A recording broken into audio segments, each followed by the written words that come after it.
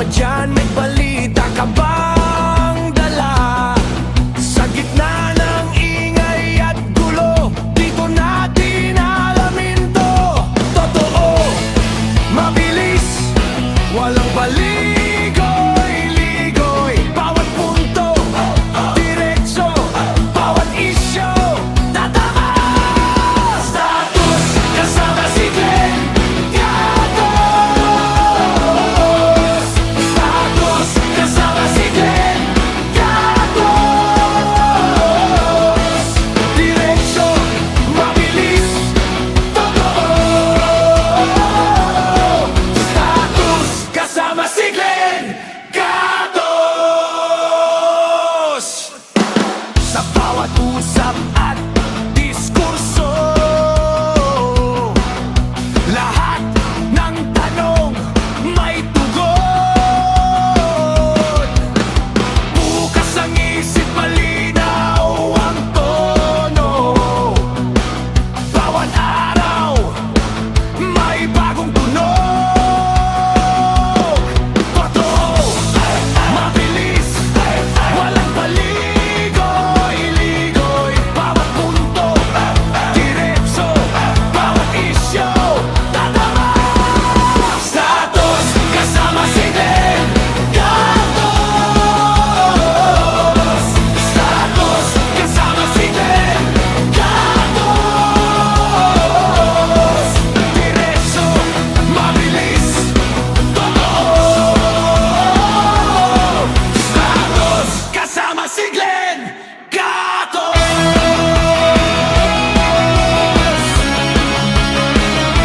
Status,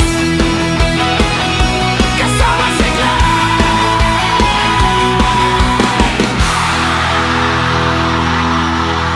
Canriff Corporation, your ventilation and air conditioning specialist.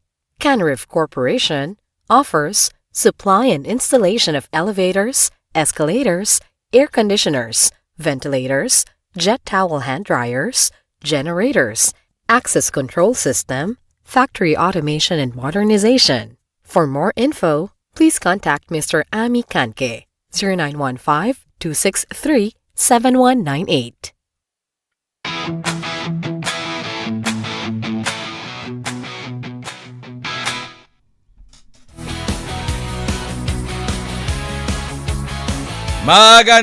Magandang hapon! Kamusta kayo mga malpo namin taga-subaybay? Napuyat ba kayo? Kagaya ko. Ito muna nga una nating ububungad ha. Itong makasaysayan. Napuyat pa kayo? Sulit ba ang puyat natin? Ako po ako lang inabangan ko po talaga. Ay, welcome po sa programang Status kasama si Glenn Gatos. Kumusta kayo? Ang dami talagang napuyat kagabi sapagkat po inabangan ng lahat, lalo na po ng mga kapwa natin Pilipino, yung panalo ni yan nga, sino? The one and only Alexandra the Great. Kung mayroon pong Alexander the Great, mayroon pong Alexandra the Great. Yan po si Alex Ayala po yung gumawa po ng kasaysayan sapagkat siya po yung kauna-unahang Pilipina. Congratulations Alex ang galing ng batang ito. Sabi nga ng iba kapag ganito mga laro sa larangan ng sports, ang sarap maging maging Pilipino. Pero meron kami papakitang video nung siya pagkapanalo niya. Pakita mo nga muna yung video niya, yung kanyang winning moment niya Kuya Jonas yung kanyang winning moment niya muna Sa mga nanood po via Facebook Live, via YouTube channel, nakita nyo po ito. Pero ipapakita po namin. Yung serve niya, bumalik naman ang serve niya. Binalik po ito ni Jessica Pigula. Pero nung nag-out out yung kanyang out yung balik ng bola ni Pigula. Pangalawang balik po ata yun eh.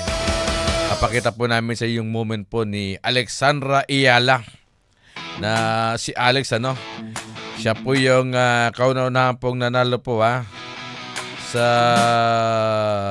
dito po sa Mundalya na kung tawagin nga po ay naginarap po yan sa Washington DC, mga mahal po namin taga-subaybay kaya ang dami pong mga talagang nagpakita ng husay at galing itong si Alex Ayala. Kaya sabi nga ng iba, congratulations Alexander Ayala for making history for the Philippines. Talaga naman gumawa talaga siya ng kasaysayan, mga mahal po namin taga-subaybay. Sabi nga niya doon sa kanyang damit nung siya in-interview, kapag lumago hindi nahihinto. Kaya kumbaga matindi yung pagragasa ng kanyang panalo itong si Alex Ayala, maging itong si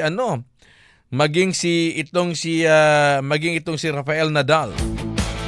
Sabi niya congratulations Alex Ayala. Sabi niya sa iyong pambihira na ginawa nitong mga nakalipas na linggo sa Washington.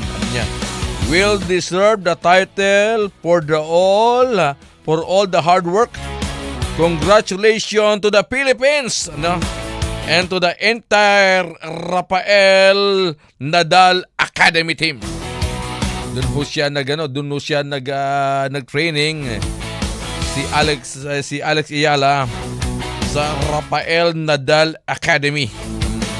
Si Rafa Nadal, alam naman natin kung gaano kahusay itong pong si Rafa Nadal Kaya sa kanya pong unang interview, sa kanyang pinakamalaking titulo sa kanyang karir, hindi daw po may tago ni Alex ang kanyang sobrang saya matapos po masungkit ang DC Open Crown. Alam mo, sabi niya doon sa kanyang interview, sabi niya, I'm over the moon.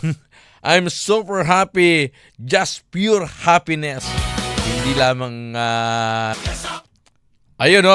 pakinggan natin yung nagtagalog sa dyan. Alam mo, yun ang hinihintay ng mga Pilipino nung siya ay nagtatagalog Kasi sabi niya, yung kultura na yan ang dinala niya. Kaya siya lalong minahal kasi hindi niya lilimutan na siya po ay managalog. Yan po ang isa sa moment na hinihintay po ng marami, nang siya po ay magsasalita ng Tagalog sa maraming nanonood sa buong mundo, di ba? Alagang hindi niya nalilimutan nang siya po ay managalog. Paparinig sana natin yung Tagalog niya diyan Kasi yan po yung yung umaantig sa damdamin ng maraming Pilipino. Alam niyo kasi bakit ganito? Noong pong wala pang isang Alex Ayala, yung mga nanonood po sa tennis, hindi ganun katindi ang crowd. Hindi ganun katindi tsaka yung suporta. Biruin nyo yung iba. Ang layo Talagang dumadayo pa yung iba natin mga kababayang Pilipino. Alam mo naman yung bawat state, malayo pa yan. Nag-aeroplano pa yan yung iba. Pumupunta yan sa ibang, pupunta kasi sa isang estado at ikaw ay manunood sa laban po ni Alex Ayala. So dito ay nakita, mga mahal po namin taga-subaybay, na yung pagmamahal natin, ganyan po sumuporta ang mga Pilipino. Ganyan sumuporta, di ba? Yung mga Pilipino, Okay, babalik po kami, diyan lamang po kayo.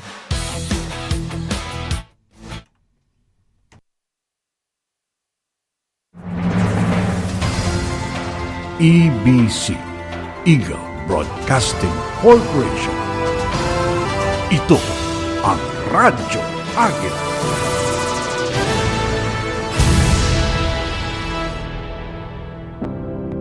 Pag tayo'y may sakit, gusto natin gumaling agad. Pero di ba mas maiging gustuhin malayo sa sakit? Ang yakap ng PhilHealth ay isang programang nagbibigay ng libreng pagpapakonsulta at lab test. Payakap sa yakap ng PhilHealth. Tulong para maging malayo sa sakit.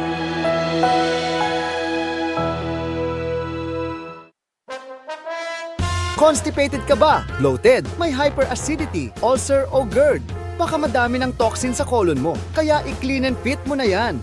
Ang Clean and Fit ay merong oligosaccharides o prebiotics, palm fiber, fruit at vegetable fibers na nakakatulong para ilabas ang mga toxin o dumi sa ating colon. Para mas maaliwalas ang pagdumi, mas maayos ang digestion. Available sa local drugstores, Shopee at Lazada. Mahalagang paalala, ang Clean and Fit ay hindi gamot at hindi dapat gamiting panggamot sa anumang uri ng sakit. Responde sa radyo. Responde sa radyo. Alas 4 hanggang alas 5:30 ng hapon. Mapapakinggan sa Radyo Agila, DZEC 1062 sa AM band. At mapapanood via Facebook, YouTube live stream at sa Net25 online platforms. Responde sa radyo. Responde sa radyo.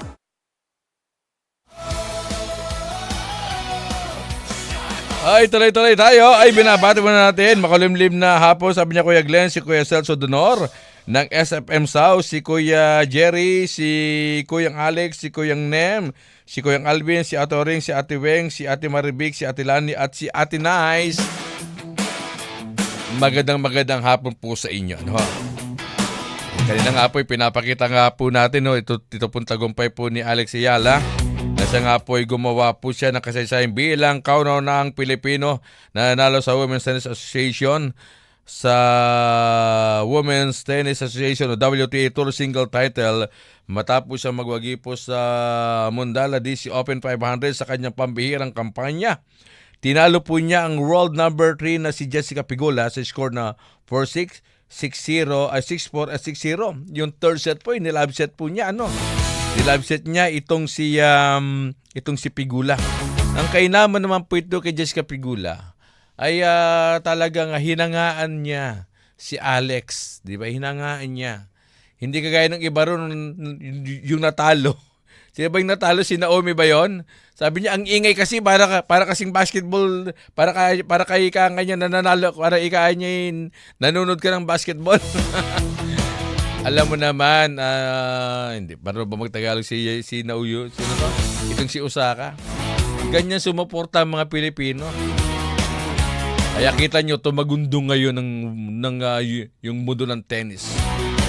Kaya nga sabi po ni Maria Sharapova nung siya nag-message, I star. Kapagkat magiging star na nga po, sikat na nga po ngayon, si Alex Ayala. Sa Mundala dito po sa Mubadala at DC Open ang kanyang kaunang journey niya sa WTA single title kung saan ay pinataob niya ang mga mahusay na mga manlalaro itong si Xiang Qingwen ay pa ito Olympic gold medalist, si Leila Fernandez defending champion, si Elina Isbatolina, alam ko number 2 to, si Naomi Osaka ay number 3 at si Jessica Pegula ay number 1. Kaya marami ho ang nagbubunyi mga malpo namin taga-subaybay. At ito naman ay maganda naman. Ito naman ay isang magandang Ito ay magandang panimula ng mga kabataang naghahangad din na magtagumpay sa larangan po ng palakasan. Kaya nga kung yung pong mga anak po ninyo may angking talino, pagdating mo sa palakasan, suportahan po natin.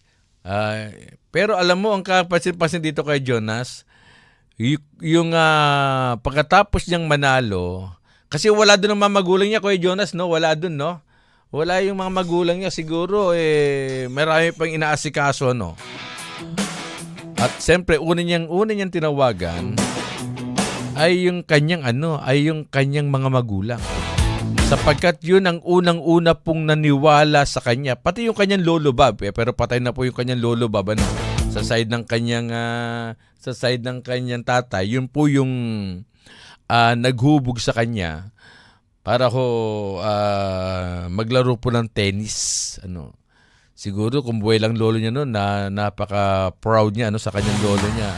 Napaka-proud ng kanyang lolo. Pero yung journey niya matindi, Ilan taon na ba siya? 13 o 14?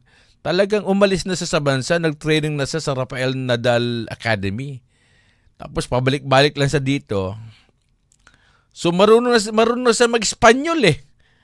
Alam mo, yung kanyang coach niya, di ba pangalan ng player, Alex, parang pangalang lalaki, di ba? Yung coach niya pangalan Joan. Joan, tingnan mo yung pangalan niya. Tingnan mo yung pangalan ng coach niya, Joan pangalang babae. Joan ang pangalan niya. Ano ba? Joan Bosch ba? Bosch? Yung pangalan ng kanyang coach niya. Joan Kuya Jonas? Yung buong pangalan niya. Yung kanyang niyakap niya nung Joan diba? Yung si Alex, diba? Pero ang Alex kasi pwedeng lalaki Joan Boss, the current coach of Alexandra Ayala, the Alexandra the Great. So mayroon pong Alexander the Great, mayroon pong Alexander the Great. Pangalan po ng coach niya, pangalang babae. Joan. Pero siguro sa kanila, ginagamit yan, di ba? Meron nga akong kaklase nung high school, pangalan Jennifer, Jennifer, ano ba pangalan nung kaklase namin? Alimutan ko na. Lalaki, tangkad nga, Jennifer, At ito, pangalan po niya, Joan Bost. Kung di ako nagkakamali, tama ba bigas ko?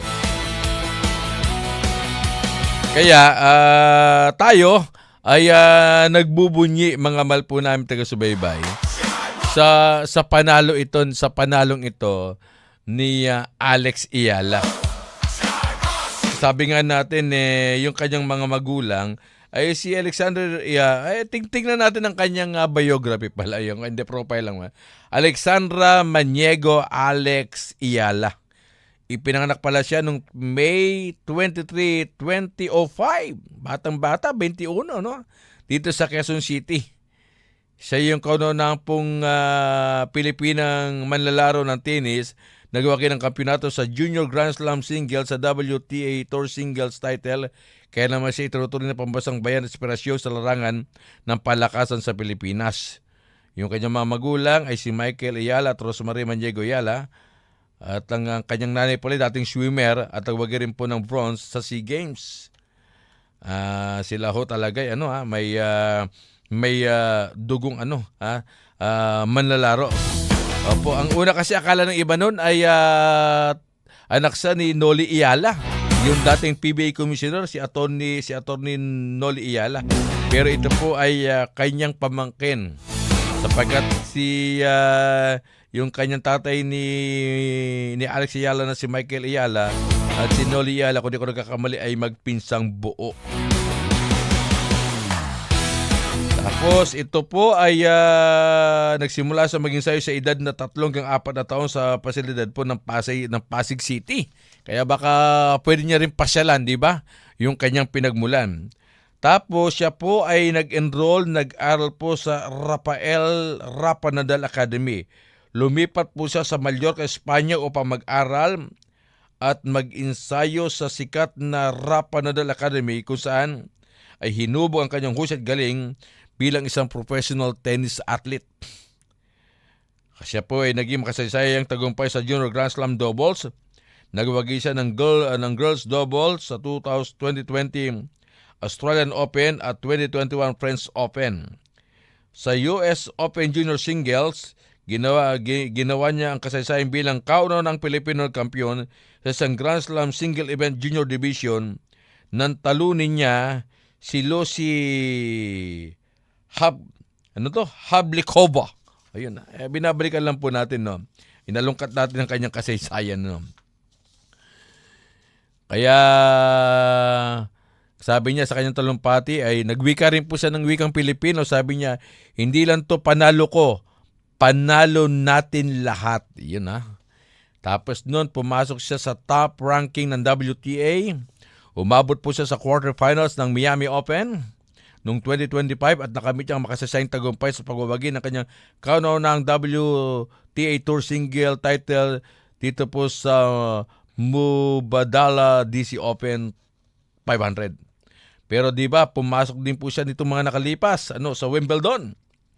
Kaya lang, hindi lang sa pinalo po sa Wimbledon, pero yung makapasok ka sa Wimbledon, ay ibang klase na yun, no? Kaya, tapos daw po, susunod niyang laban. Sasabak na ba sa agad si Alex Ayala sa kanyang bagong rangko sa WTA 1000 Canadian Open, National Bank Open, kung saan makakarap niya sa unang round, ang round of 64 ng Amerikanong si Alicia Parks, na naglaban na sila, di ba, ni Alicia Parks sa Australian Open, di ba? Pero tinalo ata dito si tinalo siya ni Alicia. Hindi ko nagkakamali, ha. Pero maigpit ang laban, maigpit ang laban. Oh. Pero kagabi nung pinapanood natin siya, yung third set, Kuya Jonas, nandun na yung adrenaline niya lalo Piri mo, sa second set, kabado lahat di ba? Baka siyempre, kapag natalo pa sa ng second set, wala na, panalo na si Jessica. Pero naitawid niya yung second set. Yung third set, love set. Ibig sabihin po, never po naka-score po ito po si Jessica Pegula dun sa third set na yon. Talagang makasaysayan, mga mahal po namin taga-subaybay. Ito ata yung next kay kay Manny Pacquiao, di ba? Na yung kanyang kasikatan sa larangan po ng sports. Tayo pong mga Pilipino, talagang makita mo yung suporta. Nung ang nakaraang panalo niya, nung nanalo ata siya kay di ko alam kung nanalo siya dito kay Naomi. Yung magpamilya ay galing pa ng New Jersey. Tapos, nung pagkatapos ng laban, sabi nung nag-interview sa kanila, so dito na kayo, bukas na, kailan pa kayo uwi? Mamaya rin, uwi na kami. So medyo malayo. Malayo ba from Washington to New Jersey? Pero imagine that, di ba? Ganyan nila sinusuportahan at ayun naman dito sa Pilipinas, siyempre, kung kayang-kaya nga lang natin lumipad dun manood, bakit di natin gagawin, di ba? Kung sabi niya, pwede kayong manood, libre. Unang-una ako makipagsiksikan sa aeroplano kahit sabit lang. Baka panalo lang. So, ang tagumpay ito ni Alex. So, kung ano man ang nakamit mo ngayon, at 21 ka pa lang, ay congratulations sa iyo, Alex, ang nakaka-proud. Thank you sa pagbibigay mo ng karangalan sa bansa, nakilala ang Pilipinas, alam nyo, nung nakaraan, nakikilala ng Pilipinas sa korupsyon hanggang ngayon, sa mga matinding kurakot. Pero sa kabila ng matindi pong mga alingas-ngas sa ating bansa, nakakatuwa pong meron pong isa tayong kababayan na binabandila ang ating bansa, di ba? Kasi kapag naglaban, di naman nasasabihin, Alex Ayala, hindi Alex Ayala from the Philippines, di ba? From Philippines, di ba? Ganun So, tumanyag ngayon ang ating bansa sa larangan po ng tennis. Kasi kauna-unahan siya yung kauna-unahang Pilipina na nakapasok sa itong larangan at nagkampinato pa, di ba? So, nakaukit na yan sa kasaysayan po ng tennis ang isang Alex Ayala. Tayo po, mga mahal po namin taga-subaybay, kung ano man, wag na daw natin kwentahin kung magkano yung kanya napanalunan. Deserve niya yon. Kung siya'y nanalo man ng mga milyones, deserve niya yon. Sa kanyang sakripisyo, yung kayo mapalayo ka lang sa magulang mo. In the age of 14 or age of 13 and 14, pumunta na sa doon sa Espanya para mag-training. O di ba, kumbaga, talagang yun lang mangungulila ka Pero yung pangarap ng bata, kaya kapag lalago, hindi nahihinto. Yun. Okay, babalik po kami. Diyan lamang po kayo.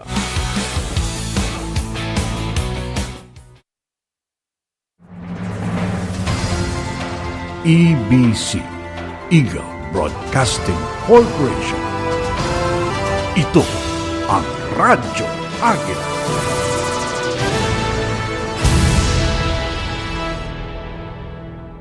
Ay inihatid sa inyo ng North Square Event Management Services.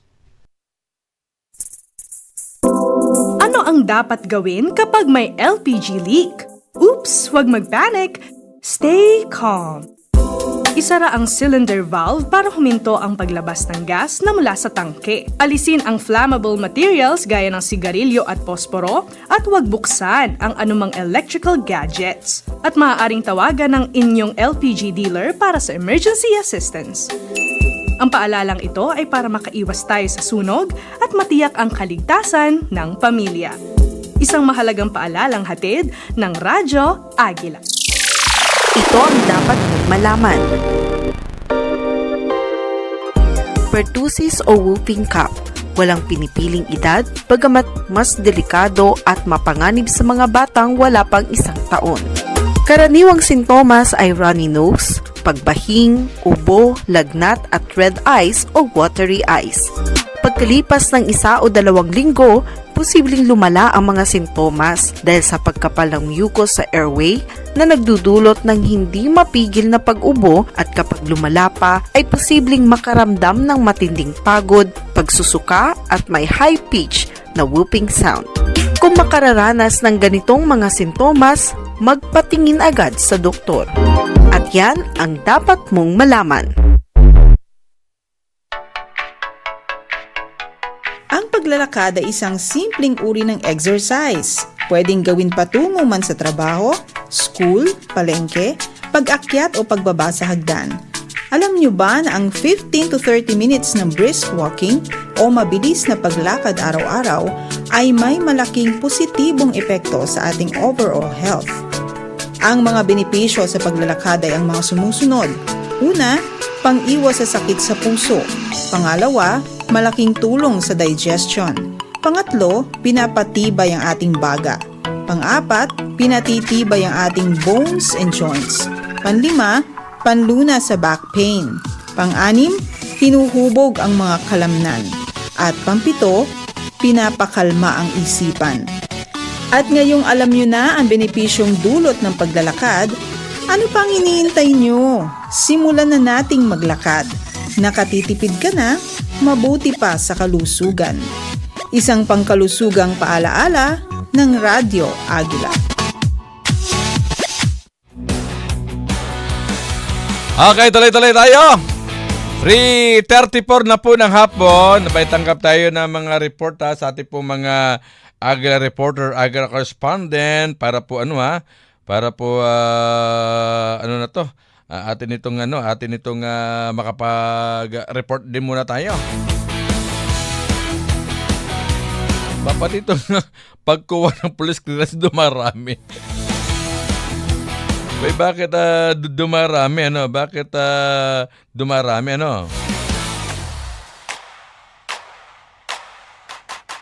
Okay, At ito mamaya po pag-usapan po natin yung pag-usapan natin yung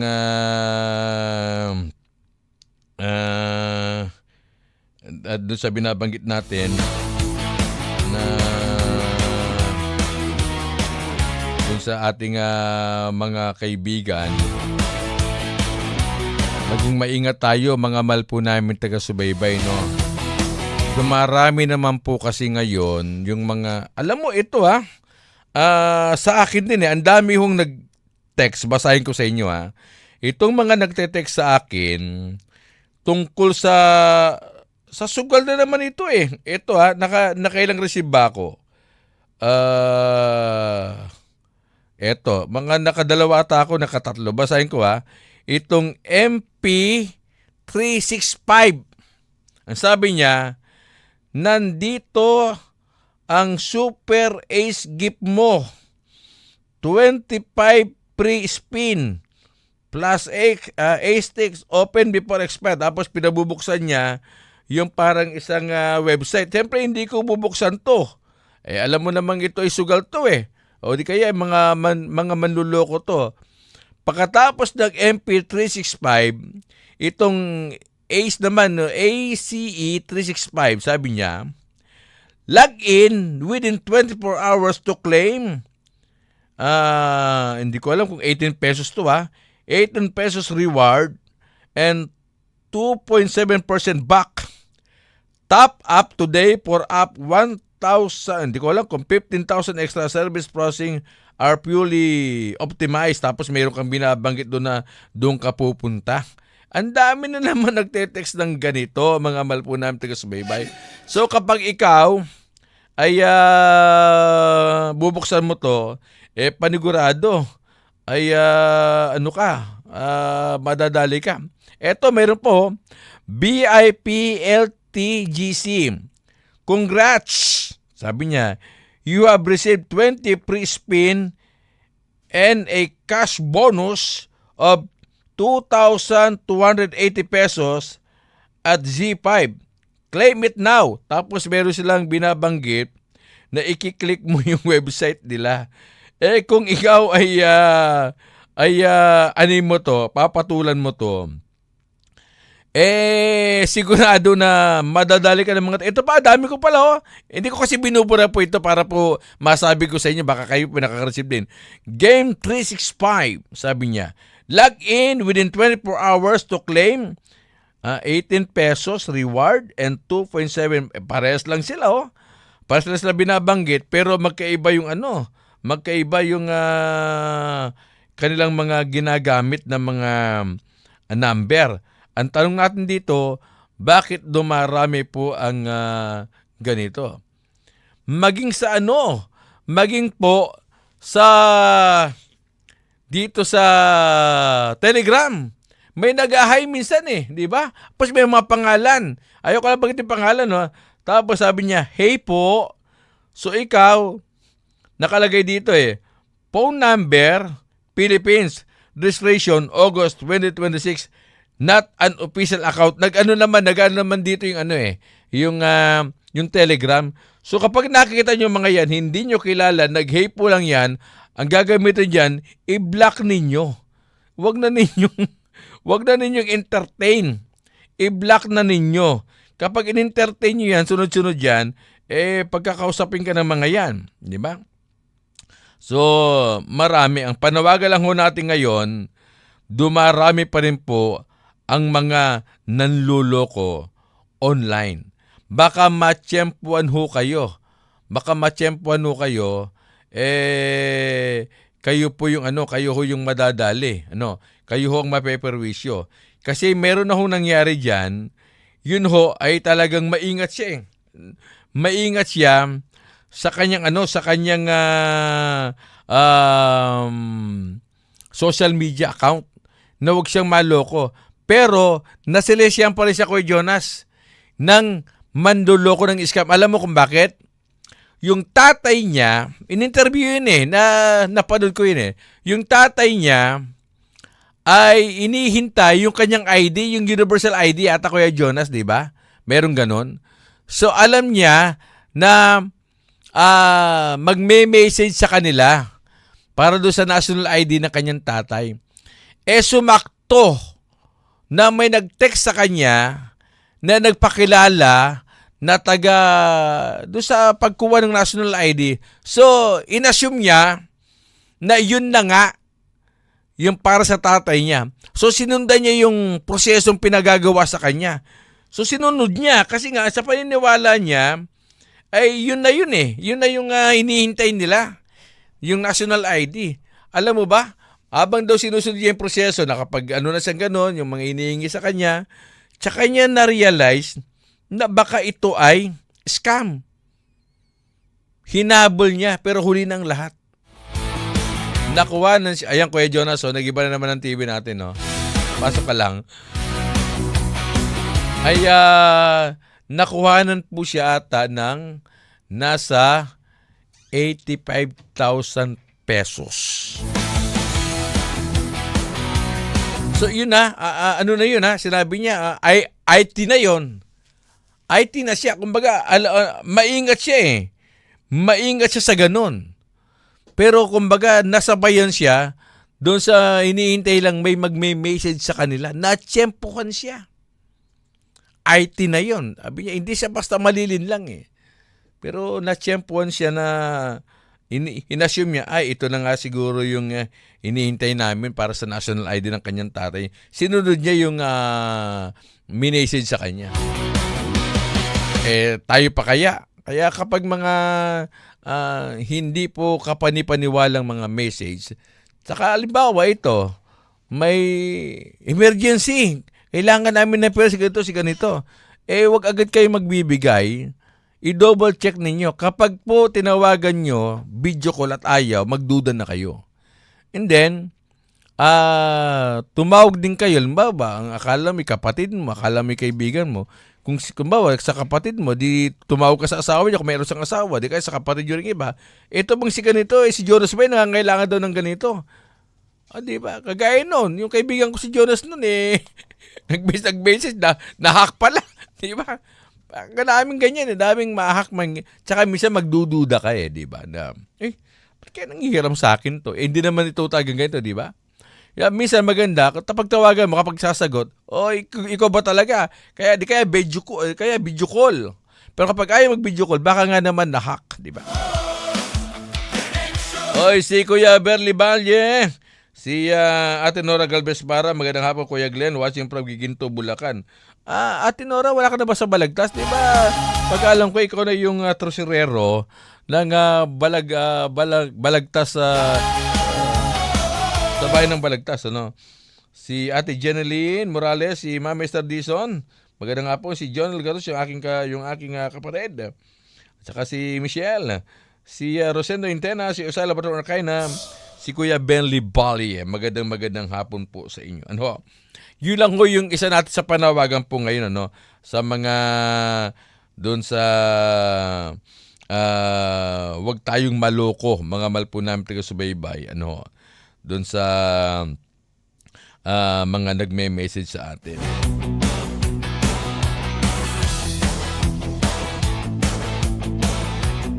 Kanina doon po sa kanina po sa impeachment po mukhang nagisa ng gusto ni Atty. Michael Powa, yung dating taga-COA din, no?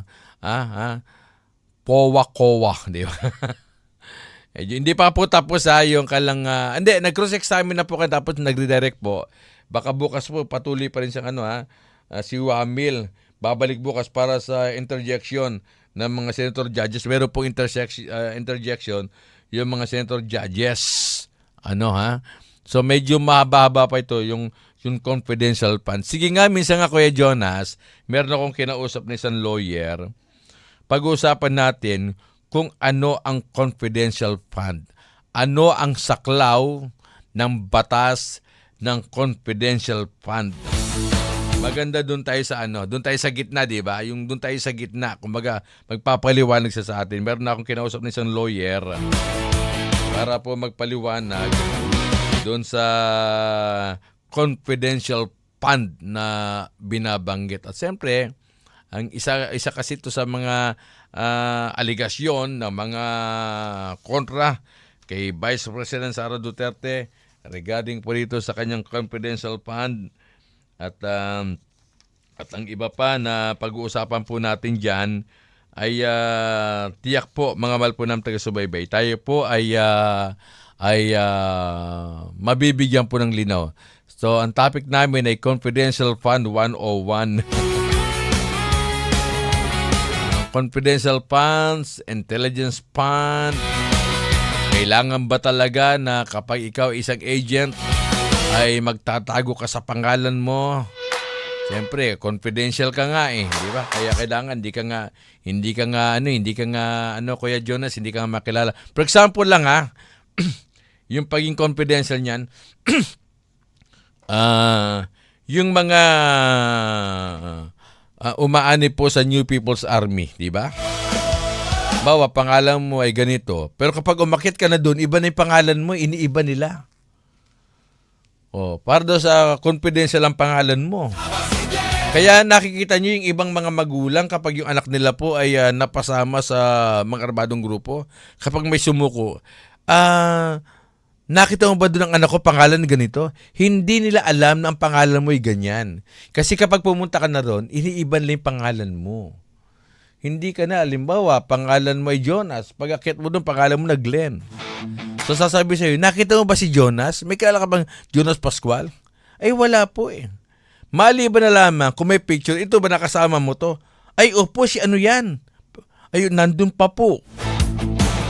Oo, baka minsan nakakalungkot na balita, ano ho yan napasabak na ho yan sa enkwentro, namatay na ho yan Diba? So, paano guguho, diba? Guguho yung damdamin ng magulang, doon sa ganyang mga pangyayari. So, tinatago rin po. Sila nga may confidential na pangalan Ikaw, bibigyan kita ng sample, Kuya Jonas. Lawyer ka. Tapos, may lumapit sa yung kliyente, Kuya Jonas. May lumapit sa yung kliyente.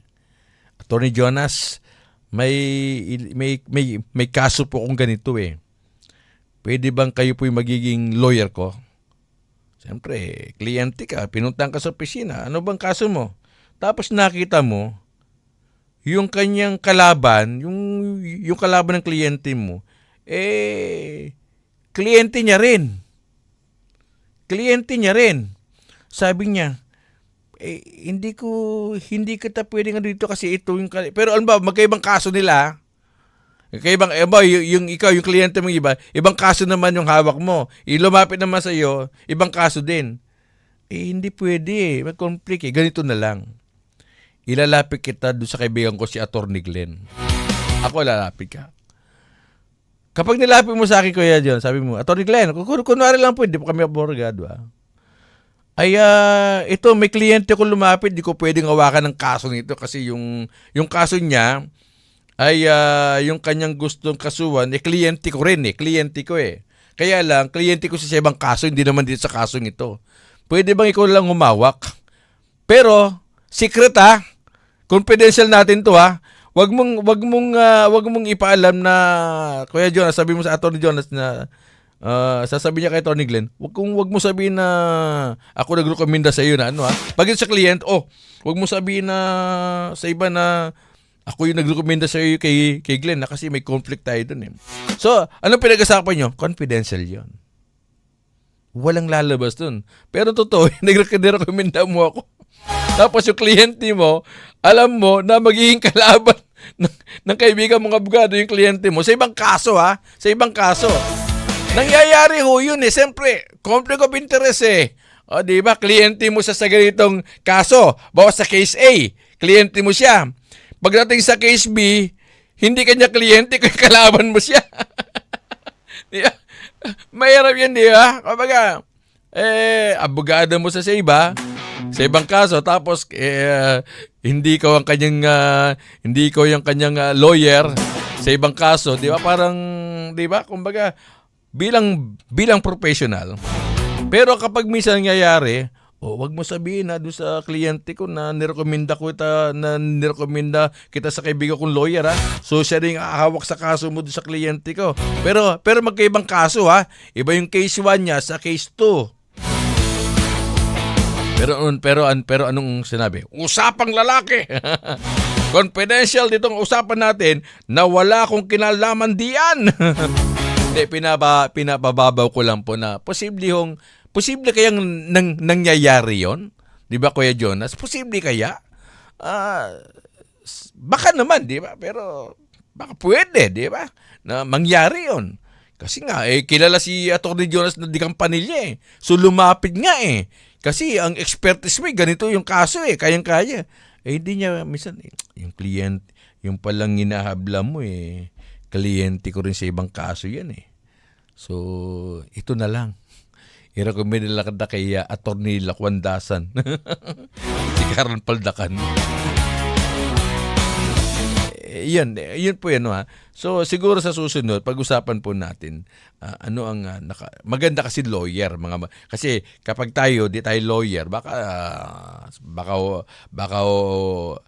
pampaliwanag natin dito pakiwari lang natin, di ba? Ganito lang. Pero according the law, ito dapat ay ganito, di ba?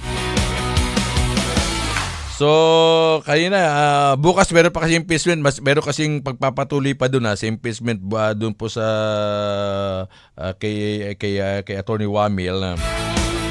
At siguro bukas ay baka makapanayam po natin si Atty. Michael Powa pagkatapos ng hearing. Medyo busy yung mama.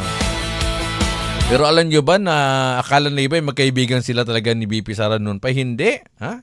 Nagtrabaho pala sa dati sa GSIS si Atty. Michael Powa, and then nung nangailangan ng may malalim na karanasan sa sektor ng edukasyon, in-applyan niya, Kuya Jonas. Napanood ko in-applyan po ni Atty. Michael Powa yung pwesto. Nag-apply siya kasi qualified naman siya. So in-apply niya, so napili siya. Pero hindi pala yung trabaho yung tagay-apply niya, yun lang. Kundi kinuha siyang spokesperson ni BP Sara sa DepEd. Kaya nagkakilala lamang sila is 2022. Baka si iniisip ng iba, ay si Atty. Michael Powa at saka si BP Sara matagal na magkilala magkaibigan. Abay, hindi po. According po mismo kay Atty. Michael Powa, 2022 lang nung siya po ay mag-apply doon sa bakanting posisyon sa DepEd. In-applyan niya. Siya pa ay tapos si Atty. Michael Wesley Powa sa UP College of Law. Pero nag-aral din po sa Australia. So meron din po sa ngayon sariling law firm. So hindi ho basta-basta rin po ang isang Atty. Michael Powa. Kaya, kailan na sila nagkakilala? 2022, 24, 25, 26. Halos lang, Kuya Jonas, 3 years. Siguro nakita ni BP Sara yung husay galing ng isang Atty. Michael Wesley Powa. Kinuha niya. So nung sila umalis po sa DepEd, si BP Sara, siyempre automatic, umalis na rin po si Atty. Michael Powa bilang Assistant Secretary at the same time ay spokesperson. At umano na. At noon nga pong nagkaroon po ng ganito po impeachment, ay kinuha pa rin niya si Atty. Michael Powa bilang lawyer at bilang spokesperson. So mahaba pa ho yan, mga mahal po namin taga-subaybay.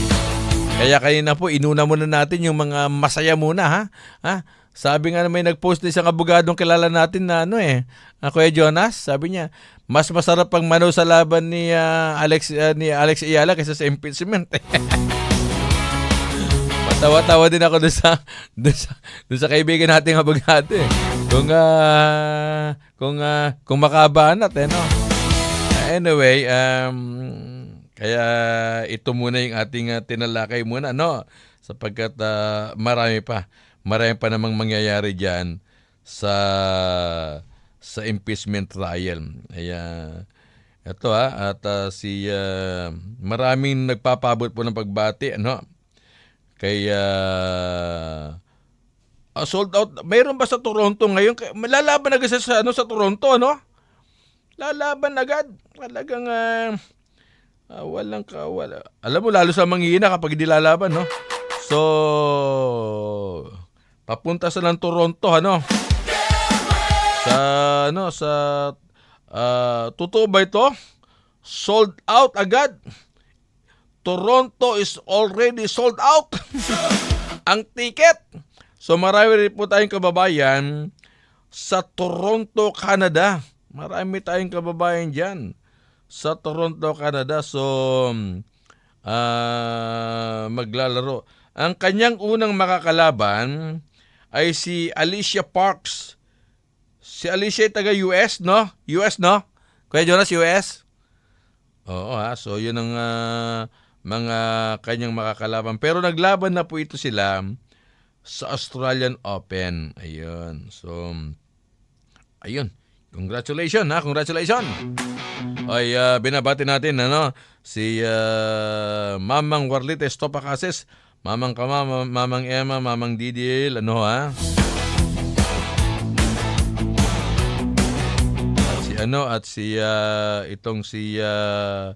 makasama si Kuyang si Kuyang Manuel San Pedro. Nanay Aida San Pedro, nagdiwang na birthday nakaraan sa Santa Ines, Pampanga. Magandang hapon. Mami Esther, Daddy Daldison, magandang hapon.